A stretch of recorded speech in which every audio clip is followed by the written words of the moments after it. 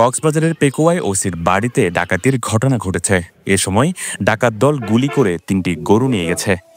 রোববার দিবাগত রাত ১:৩০টার দিকে পেকুয়ার মেহেরনামা আলেয়াঘোনা এলাকায় ওসি জাহিদুল কবিরের বাড়িতে এই ঘটনা ঘটে।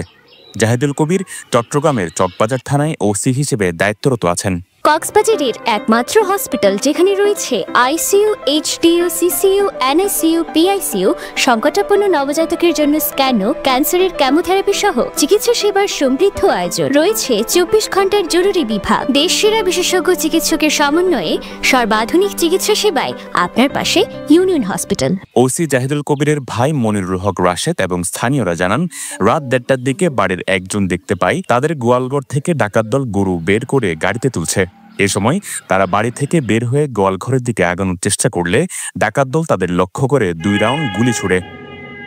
তারা জানান, গোয়ালঘরে ৮টি গরু ছিল, সেখান থেকে ডাকাত দল ৩টি গরু নিয়ে যায়। তবে তারা অন্ধকারে ডাকাত দলের কাউকে শনাক্ত করতে পারেননি। গোয়ালঘরের দরজা খোলা, তখন আমি ডাকাত ধরে শিক্ষা মারলাম। তখন ডাকাতরা আমাকে বন্দুক দেখাইয়া গুলি হলো। তখন আমি সরে গেছিলাম। 2টা ষাঁড়, একটা বাছুর। গোয়ালঘরের মোট গরু ছিল 8টা, ওখান থেকে 3টে নিয়ে গেলো। আমার পরিবারের সাথে আলাপ করে আমরা মামলা করবো। 2 ফায়ার গুলি করছে, 1 ফায়ার গুলি করছে প্রথম উজর করানোর পরে, আরেক ফায়ার করছে। এই আবার যখন উজর করতেছে লোকেরা, আবার করছে যে আরেক ফায়ার করছে। তারপরে আমরা একটু নীরব হলাম বয়ে। বর্তমানে উজি সাহেবের গরু 3টা নিয়ে গেছে।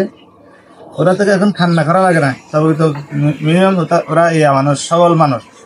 এর আগেগুলো যে নিচে আমার স্বাস্থ্য ভাইয়ের আমি স্ত্রী রাস্তা ঘরে খান্না করছে, কোনো জায়গায় প্রশাসনের কোনো সহযোগিতা করে নাই।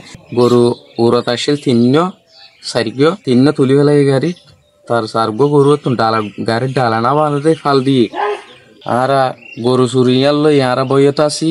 আর এটা আমরা একটা সুষ্ঠু তদন্তের মাধ্যমে বিচার চাই এবং ডাকাতের যাতে তাড়াতাড়ি গ্রেপ্তার হয়।